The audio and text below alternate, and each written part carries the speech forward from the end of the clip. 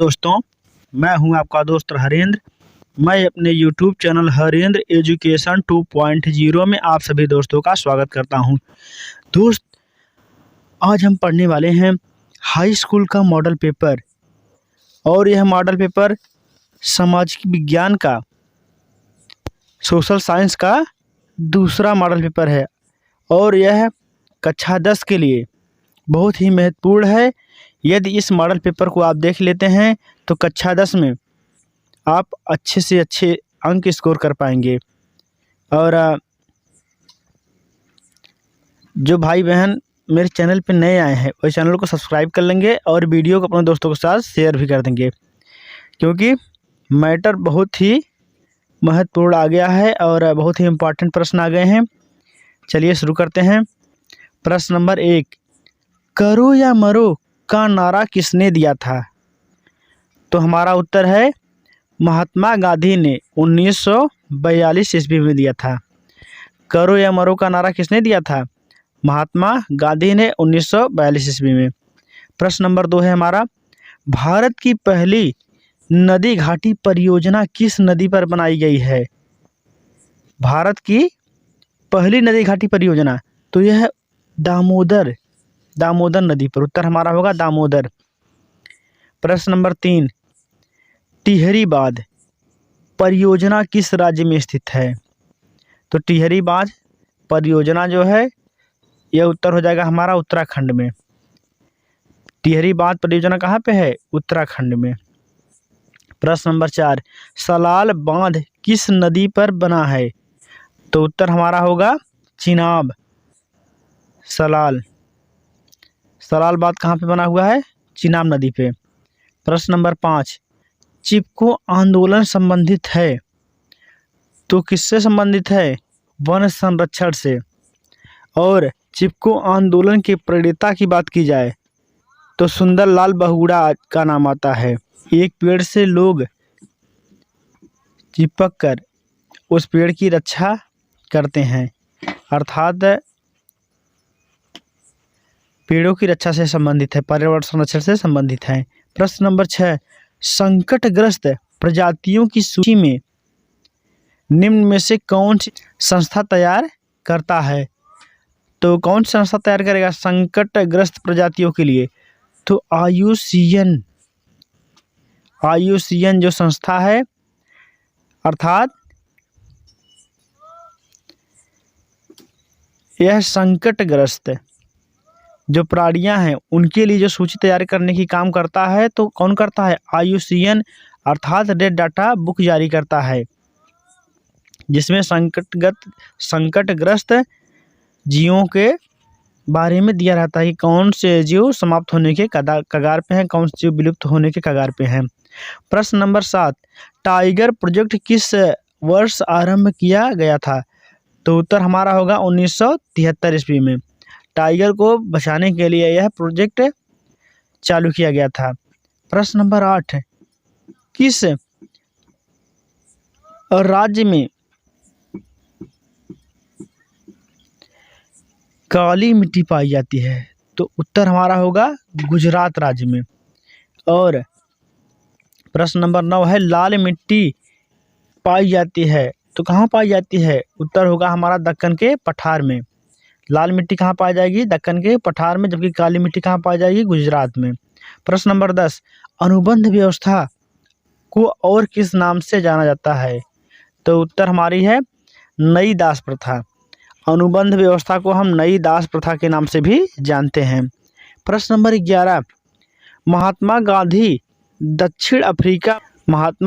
दक्षिण अफ्रीका से वापस कब लौटे? तो उत्तर हमारा है 1915 में। कब लौटे थे? 1915 में। आ जाता है भारत का नक्शा, जो हम पहले पढ़ने वाले थे, उसमें कवर नहीं हो पाया था, अब इस वीडियो हम देख लेंगे। भारत का नक्शा, तो ऊपरी हिस्सा जो है लद्दाख, और इसके बगल में क्या है? जम्मू कश्मीर, और इसके बाद आ जाता है पंजाब, और इसके बाद उत्तराखंड, और उत्तर प्रदेश के ऊपर यहाँ पे आ जाता है दिल्ली, और यह दिल्ली के उत्तर साइड क्या है, हरियाणा, और हरियाणा के बगल में क्या है, राजस्थान, और दिल्ली के नीचे क्या है, उत्तर प्रदेश, और उसी से सटा है क्या है, बिहार, और बीच वाले भाग को हम क्या कहते हैं, मध्य प्रदेश, अर्थात बीच वाला भाग। इसके बाद बाएं, मध्य प्रदेश के बाएं भाग को गुजरात, और इसके पूर्व भाग को झारखंड, और यहीं पे क्या है, पश्चिम बंगाल है, और झारखंड के नीचे क्या है, उड़ीसा,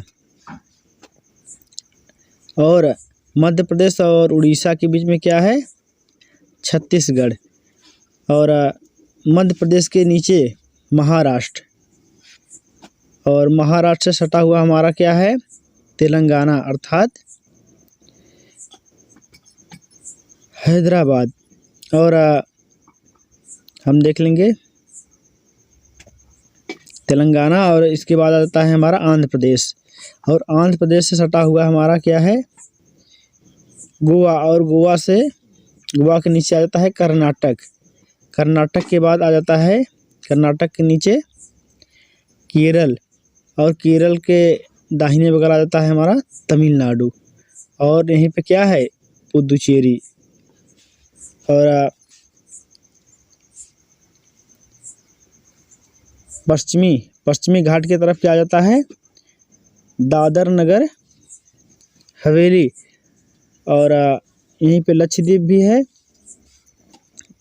अब हम देख लेते हैं भारत के सबसे निचले हिस्से पर अंडमान निकोबार द्वीप समूह, और पूर्व की साइड की तरफ देखेंगे हम राज्य जो हैं, तो सिक्किम के बगल में असम के नीचे मेघालय के नीचे क्या है, त्रिपुरा के नीचे मिजोरम, और मेघालय और त्रिपुरा से सटा हुआ क्या है हमारा, मणिपुर के ऊपरी हिस्से पे क्या है, नागालैंड, और नागालैंड के ऊपरी हिस्से पे क्या है हमारा, अरुणाचल प्रदेश। प्रश्न, नारीवाद क्या है, तो उत्तर हमारा होगा, स्त्री पुरुष को सामाजिक, आर्थिक एवं राजनैतिक समानता की सोच के आधार पर महिलाओं के अधिकारों और हितों का बोध क्या है, नारीवाद है, अर्थात स्त्री पुरुष के जो सामाजिक, आर्थिक और राजनैतिक समानता है, उनके आधार पर, उनकी सोच के आधार पर महिलाओं के आधार को, अर्थात उनके हितों के बारे में बोध करना ही क्या होता है, नारीवाद होता है। नेक्स्ट प्रश्न हम देख लेते हैं, जर्मनी का एकीकरण कब और कैसे हुआ, तो हमारा उत्तर है कि इसे आप लोग देख लीजिएगा स्क्रीनशॉट के द्वारा, स्क्रीनशॉट मार लीजिएगा, इसके बाद देख लीजिएगा इसको। अब नेक्स्ट देख लेते हैं, रोलेट एक्ट क्या था, तो उत्तर हमारा है, रोलेट एक्ट 1919 ईस्वी में पारित एक ऐसा कानूनी, अर्थात ऐसा कानून था, कानूनी व्यवस्था था, जिसमें भारतीयों पर किसी तरह के मुकदमे को चलाए बिना शंका के आधार पर गिरफ्तार कर और 2 साल तक जेल में बंद किया जा सकता था।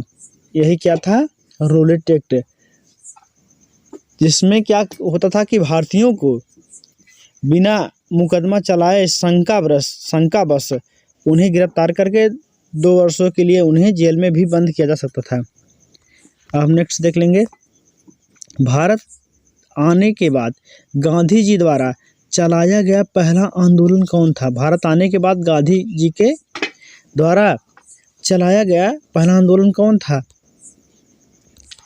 तो कौन कौन से आंदोलन थे उसे देखेंगे हम। तो दक्षिण अफ्रीका से भारत लौटने के बाद गांधी जी ने 1916 ईस्वी में बिहार के चंपारण से अपने पहले सत्याग्रह आंदोलन की शुरुआत की, और यहाँ की किसान जो नील की खेती विरोध में आंदोलन चला रहे थे। और प्रश्न हमारा है अगला कि स्वदेशी आंदोलन की प्रेरणा से अवनींद्रनाथ टैगोर ने भारत माता की विख्यात छवि को किस प्रकार चित्रित किया? तो उत्तर हमारा हो जाएगा कि उन्होंने इस पेंटिंग में भारत माता को एक सन्यासिनी के रूप में दर्शाया गया और वह शांत, गंभीर, दैवी और आध्यात्मिक गुणों से युक्त दिखाई देती है और इस मातृ छवि के प्रति श्रद्धा को राष्ट्रवाद में आस्था का प्रतीक माना जाने लगा।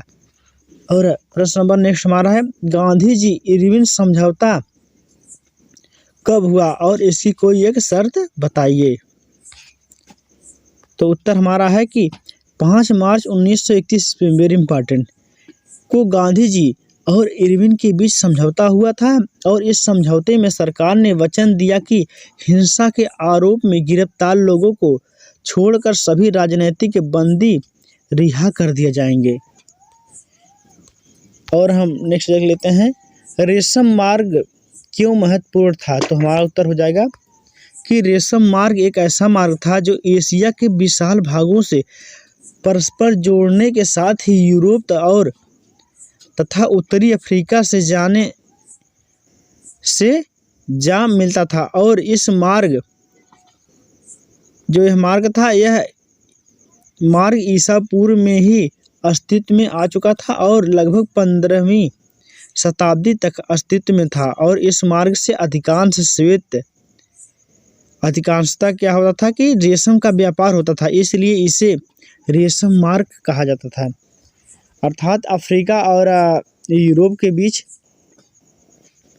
यह एक रेशम व्यापार का मार्ग था, इसीलिए इसका नाम रेशम मार्ग पड़ा। और गाइज, मेरा वीडियो कैसा लगा कमेंट करके ज़रूर बताइएगा और जो लोग चैनल पे नए आए हैं चैनल को सब्सक्राइब कर लेंगे और वीडियो को अपने दोस्तों के साथ शेयर कर देंगे। गाइज, आज के वीडियो में इतना ही, मिलते हैं नेक्स्ट वीडियो में, तब तक के लिए जय हिंद, वंदे मातरम।